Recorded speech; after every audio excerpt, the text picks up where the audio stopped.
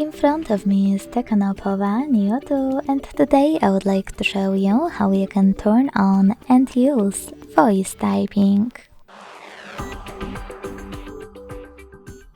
First of all, you need to launch your keyboard and click on the microphone icon at the top right corner.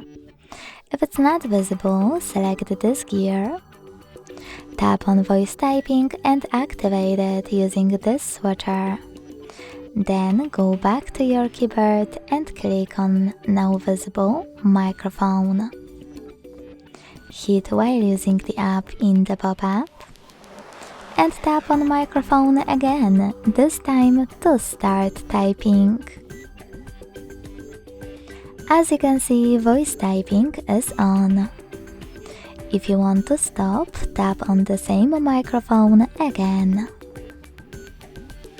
Thanks so much for watching. If you enjoyed this video, don't forget to leave a like, comment and subscribe.